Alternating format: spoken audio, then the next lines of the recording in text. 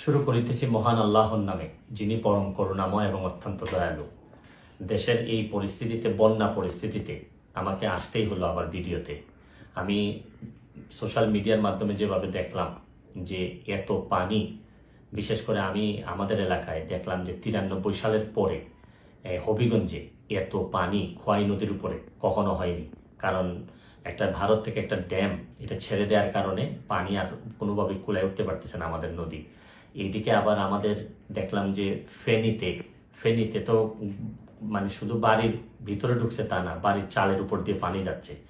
এরকম কুমিল্লা, বিভিন্ন দেশের বিভিন্ন জায়গায় যেভাবে বন্যায় আক্রমণ করছে। আমি যেহেতু বন্যা নিয়ে কাজ করছি, আমার কাছে মনে হয়েছে যে এই বন্যার সময় আমার একটা অধিকার আছে যে আপনাদের সবাইকে একটা আহ্বান করার, যে যে যে এলাকায় কৃতি সন্তান আছেন তারা নিজেরা একটু ঝাঁপিয়ে পড়েন মানুষের। কারণ দূর থেকে বন্যা বলতে আমরা পানি দেখি, কিন্তু আপনি যদি কাছে যান, প্রতিটা পরিবার যে কি পরিমাণ কষ্ট হয়, কাছে গেলে বুঝতে পারবেন যে মানুষের কষ্ট। আমরা তো এমনি শুধু থই থই পানি দেখি, কিন্তু ভিতরে গেলে বোঝা যায় মানুষের খাবারের অভাব হয়, মানুষের পয় নিষ্কাশন ব্যবস্থার অভাব হয়, মানুষের স্যালাইন লাগে। সামান্য একটা স্যালাইন নিয়ে যেতে পারলেও অনেক বড় উপকার হয়।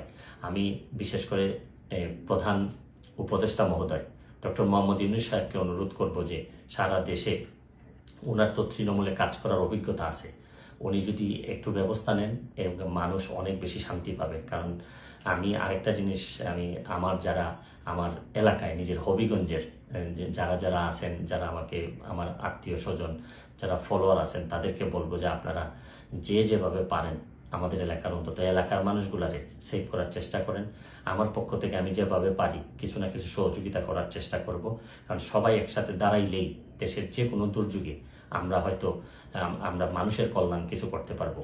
আমরা বহু মানুষ আছি, হয়তো মানুষ একটু বিপদে পড়লেই কাজে আসতে পারি, হয়তো আমরা চেয়ে ঘুরে বেড়া না, আমরা হয়তো অনেক বেশি প্রতিবাদকারী না, বা সব জায়গায় দাঁড়ায় যেতে পারি না, অনেক লিমিটেশন নিয়েই মানুষ হিসাবে বেঁচে থাকি।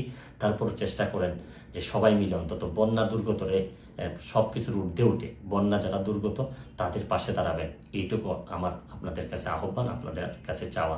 তারপর আমি একটা জিনিস বলি যে খুব খারাপ, এখনো আমাদের এলাকায় নদী ভাঙ্গন দেখা দেয়নি, নদীর চারদিকে পানি পড়তেছে।